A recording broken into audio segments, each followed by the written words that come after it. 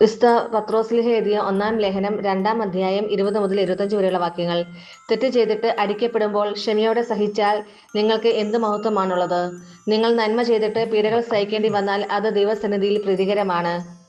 ഇതിനായിട്ടാണ് നിങ്ങൾ വിളിക്കപ്പെട്ടിരിക്കുന്നത്. എന്തെന്നാൽ ക്രിസ്തു നിങ്ങൾക്ക് വേണ്ടി സഹിക്കുകയും നിങ്ങൾ അനുകരിക്കുന്നതിന് വേണ്ടി നിങ്ങൾക്ക് മാതൃക നൽകുകയും ചെയ്തിരിക്കുന്നു. അവൻ പാപം ചെയ്തിട്ടില്ല, അവന്റെ അധരത്തിൽ വഞ്ചന കാണപ്പെട്ടുമില്ല. നിന്ദിക്കപ്പെട്ടപ്പോൾ അവൻ പകരം നിന്ദിച്ചില്ല, പീഡനമേറ്റപ്പോൾ ഭീഷണിപ്പെടുത്തിയില്ല. പിന്നെയോ നീതിയോടെ വിധിക്കുന്നവന് തന്നെ ഫലമേൽപ്പിക്കുകയാണ് ചെയ്തത്. നമ്മുടെ പാപങ്ങൾ സ്വന്തം ശരീരത്തിൽ വഹിച്ചുകൊണ്ട് അവൻ കുരിശിലേറി. അത് നാം പാപത്തിന് മരിച്ച് നീതിക്കായി ജീവിക്കേണ്ടതിനാണ്. അവന്റെ മുറിവിനാൽ നിങ്ങൾ സൗഖ്യമുള്ളവരാക്കപ്പെട്ടിരിക്കുന്നു. അലഞ്ഞു നടക്കുന്ന ആടുകളെപ്പോലെയായിരുന്നു നിങ്ങൾ, എന്നാൽ ഇപ്പോൾ നിങ്ങൾ നിങ്ങളുടെ ഇടയനും പാലകനുമായവന്റെ അടുത്തേക്ക് മടങ്ങി വന്നിരിക്കുന്നു. നമ്മുടെ കർത്താവായ മിശിഹായ്ക്ക് സ്തുതി. വിശുദ്ധ യോഹന്നാൻ അറിയിച്ച സുവിശേഷം 10-ാം അധ്യായം 1 മുതൽ 10 വരെയുള്ള വാക്യങ്ങൾ. സത്യം സത്യമായി ഞാൻ നിങ്ങളോട് പറയുന്നു, ആട്ടിൻതൊഴുത്തിലേക്ക് വാതിലിലൂടെ അല്ലാതെ മറ്റു വഴിക്ക് കടക്കുന്നവൻ കള്ളനും കവർച്ചക്കാരനുമാണ്. എന്നാൽ വാതിലിലൂടെ പ്രവേശിക്കുന്നവൻ ആടുകളുടെ ഇടയനാണ്.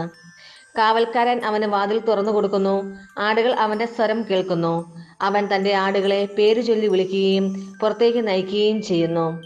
തനിക്കുള്ളതിനെ എല്ലാം പുറത്തിറക്കിയിട്ട് അവൻ അവയ്ക്ക് മുമ്പേ നടക്കുന്നു. അവന്റെ സ്വരം തിരിച്ചറിയുന്നത് കൊണ്ട് ആടുകൾ അവനെ അനുഗമിക്കുന്നു. അവ ഒരിക്കലും അപരിചിതനെ അനുഗമിക്കുകയില്ല. അന്യരുടെ സ്വരം അറിയാത്തതിനാൽ അവ അവരിൽ നിന്ന് ഓടിയകലും. യേശു അവരോട് ഈ ഉപമ പറഞ്ഞു. എന്നാൽ അവൻ തങ്ങളോട് പറഞ്ഞത് എന്തെന്ന് അവർ മനസ്സിലാക്കിയില്ല. അതുകൊണ്ട് യേശു വീണ്ടും പറഞ്ഞു, സത്യം സത്യമായി ഞാൻ നിങ്ങളോട് പറയുന്നു, ഞാനാണ് ആടുകളുടെ വാതിൽ.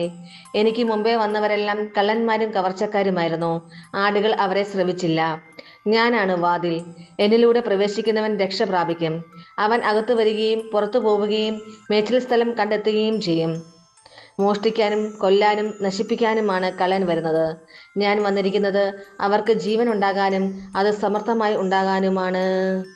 നമ്മുടെ കർത്താവായ മിശിഹായ്ക്ക് സ്തുതി.